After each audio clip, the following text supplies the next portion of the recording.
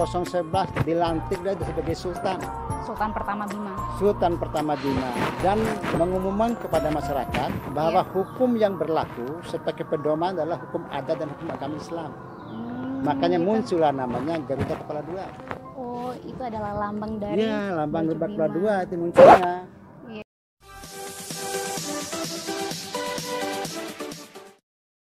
Oke, selanjutnya kita telusuri lagi makam-makam dari raja ataupun sultan Bojo Bima. Kalau yang ini Pak bisa dijelasin Pak?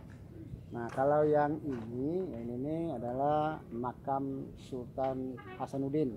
Iya. Jadi Sultan Bima yang kelima. Nah, kemudian dia beristrikan juga dari Goa. Orang Sulawesi juga. Orang Sulawesi juga.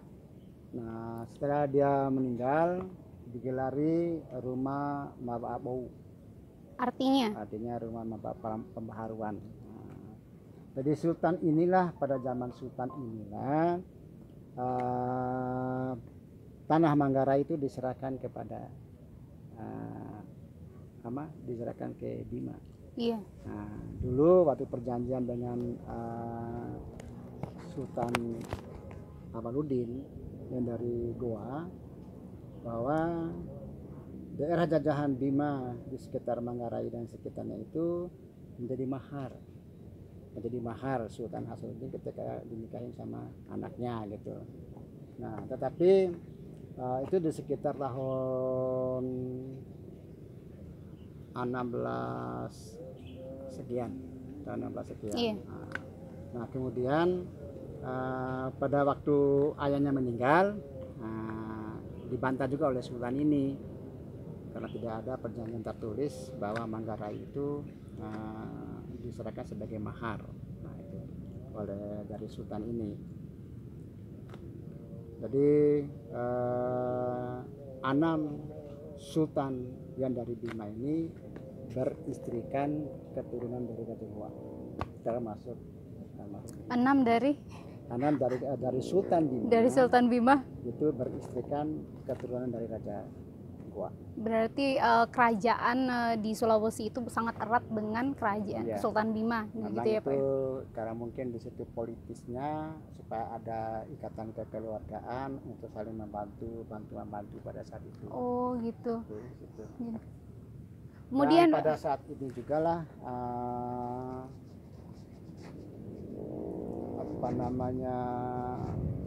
Angkatan Laut Bima itu dibubarkan oleh Sultan karena takutnya disalahgunakan oleh Belanda. Karena pada saat itu Angkatan Laut Bima sangat kuat dan disegani oleh Belanda. Itu dibawa kepemimpinan. Untuk memperingati bubarnya Angkatan Laut dan dibubarkan oleh Sultan ini, dibangunlah bendera sana. Ada bendera yang berbentuk tiang kapal yang di sana di Istana Bima. Oh gitu. Nampak juga di sebelah sini kan makam. Ini kalau bisa dijelasin nggak Pak? Ada makam keluarga yang dari para sultan, cuma sayang ini tidak tercatat barangkali dari sini oleh para sekretaris kerajaan pada saat itu. Tetapi sebelum jadi gini, Tanah Taraha ini kan bukit, dan kesananya itu adalah dari makam-makam. Ada makam keluarga, istri, kemudian ada makam dari prajurit kesultanan yang ikut sama Kereng Popo tadi. Oh iya. Jadi itu karena dia kan prajurit. Lebih banyak ratusan juga di sebelah sini nih. Ya mungkin itulah sehingga pemerintah itu menetapkan kawasan ini sebagai kawasan cagar budaya yang harus dijaga. Yang harus dijaga 50 meter ke sana, 50 meter ke sana, dan seterusnya. Karena memiliki banyak sejarah. Ya, banyak sejarah. Tentu saja sejarah itu kan bukan hanya untuk kita sekarang, tapi untuk sekian generasi yang akan datang. Nah, iya, kalau betul, sudah Pak. jadi dimilikin, apa jadinya generasi kita? Berarti kan kita sudah tidak meninggalkan warisan gitu. Akan kehilangan identitas mungkin. Jadi Tanah Taraha ini sekarang karena setelah pemerintahan kemarin oleh keturunan Sultan dibuka jalan-jalan seperti itu. Jalan sampai ke sana dibuka jalan ini, ternyata kan pemandangannya bagus dari atas ini kita bisa melihat kota pemandangan kota Bima Secara keseluruhan ya. gitu. Malah kita bisa enaknya melihat Teluk Bima. Teluk Teluk Bima, Bima, Pantai Lewata pantai, juga. Ya namanya Teluk Bima itu adalah Pantai Lewata Iya. kan gitu. Nah ini juga Pantai Bima ini kalau saya lihat pada pemandangan malam itu ramai juga orang mencari ikan. Ada bagan-bagan, ada mencari dengan kubu yang gilo istilahnya bahasa Bima itu kan banyak. Ramai kok di situ. Jadi dengan keberadaan pantai Teluk Bima ini ya cukuplah memberikan tambahan penghasilan buat masyarakat nelayan di sekitarnya gitu. Iya. Jadi ini sebenarnya bagian dari pariwisata juga. Pariwisata sejarah kebudayaan itu sebenarnya menjadi satu. Ya, coba datang ke sini pada sore. Iya. Sore hari apalagi malam hari kelihatan kok Bima keseluruhan itu. Bagaimana kehidupan Bima di sore hari, di malam hari kita bisa lihat dari sini. Oh, malam juga sebenarnya buka nggak di sini, Pak? Buka malam kalau cuman kalau yang buka nih ini kan yang kita juga kan tidak ini kan istilahnya ada penyamping Oh saja. iya. Oh, bisa di telepon dulu kalau ada datang. Oh iya. Nah nanti ya ada tanggal 26 kan nanti ada upacara di sini semacam doa syukuran meninggalnya Sultan Bima Ferry Zulkarnain. Oh iya Pak. Yang ini adalah makam Sultan Bima yang ke-15. Iya. Sultan Abdul Qahir bin Sultan Muhammad Salahuddin. Nah, beliau inilah sebagai pelaku pada zaman penjajahan Jepang.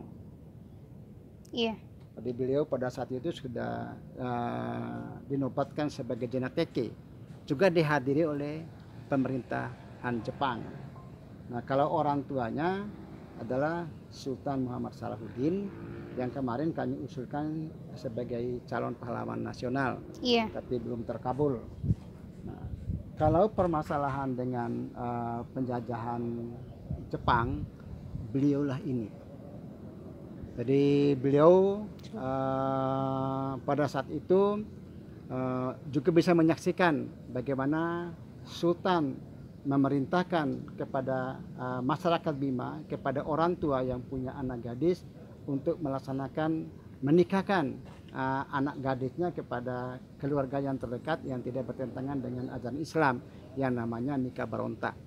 Nikah baronta bisa sedikit cerita nikah baronta ini? Nikah baronta itu daripada anak gadis ini dipaksa dinikahin oleh penjajah Jepang, lebih baik kita mengikuti syariat Islam, nikahkan dengan ada hubungannya dengan tidak bertentangan dengan agama Islam, misalnya dengan misa sepupu apa gitu tuh. Untuk menghindari pernikahan dengan penjajah Jepang. Iya. Karena bayangannya pada saat itu perkiraannya cerita orang tua kita Jepang yang katanya cahaya Asia, pelindung Asia itu ya bedalah dengan praktek di lapangan, tetapi lebih kejam dari apa yang menjadi Jepang, cahaya pelindung, dan apa industrinya itu yang gerakan 3A Jepang itu tidak. Ternyata Jepang lebih kejam. Nah, saya diceritakan sama almarhum, ya sempat saya diceritakan bagaimana Sultan membawa kiri kanan aset-aset kerajaan dari gua ke gua, dari bukit ke bukit untuk menyelamatkan aset-aset yang ada yang sekarang disimpan museum itu. Dibayangkan itu. Nah kalau itu saja kita kalah dengan Jepang, ya sudah jelas semua barang-barang kita yang ada itu dibawa keluar ya penjajah kita. Saya dapat ceritakan, malah sebelum meninggal beliau ceritakan kepada saya pada saat itu, ya nak sabar.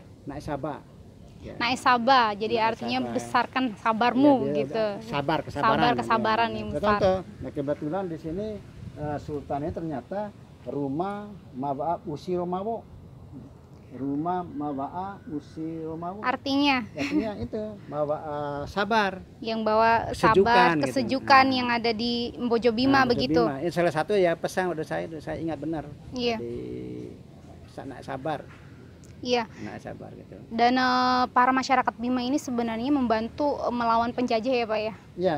Jadi dulu beliau oleh Sultan di samping sebagai Raja Muda, Beliau juga sering dibawa oleh orang tuanya Sultan Muhammad Sudin almarhum ini untuk mengikuti rapat-rapat, dan sempat juga beliau ini menjadi salah satu camat mungkin di Jeneli. Jeneli. Nah, salah satu Jeneli oleh pengkaderan oleh almarhum orang tuanya. Iya. Nah, dan pada waktu berakhirnya kemerdekaan, beliau ini menjadi pemimpin peta. Iya, pembela tanah air. Berarti yang turut ikut serta juga untuk melawan penjajah, bergabung sama. Betul.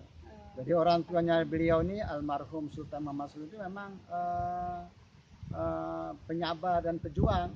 Contohnya apa dipesankan kepada generasi Bima pada saat itu dengan maklumat 22 Desember bahwa kerajaan Bima itu tetap berada di belakang Republik. Iya. Ayo pada saat itu walaupun kita merdeka masih ada penjajahan kan? Iya. Intinya 45 kita merdeka, tahun 51 kita masih ada penjajahan. Masih ada penjajahan. Artinya kita sultan kita masih menjalankan tugas sebagai sultan waktu itu.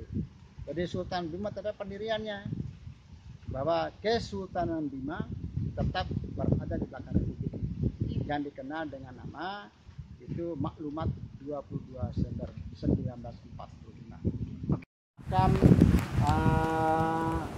Sultan Ferry Zulkarnain, jadi putra pertama dari Sultan Abdul Kahir II. Jadi beliau juga sempat kami latih sebagai zona PT, dan beliau juga adalah dipercayakan oleh masyarakat kita sebagai ketua unsur kedua dan juga terakhir dalam masa jabatannya beliau ini almarhum ini adalah selaku Bupati Bima. Iya. Di periode pertama, periode kedua hanya dijalannya 4 tahun, kemudian langsung wafat. Iya.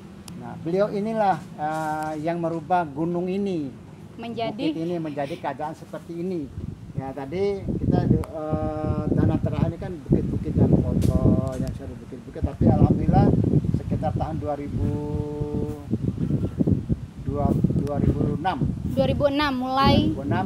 mulai ditata ini, buka jalan ini, sehingga pada akhirnya menjadikan salah satu destinasi wisata religi di Bima. Iya. Nah, jadi dengan berwisata di sini kita bisa menyaksikan sejarah masa lalu, cikal bakalnya terbentuknya Danam Bojo, di mana dulu Cuhi bermusyawarah di sini.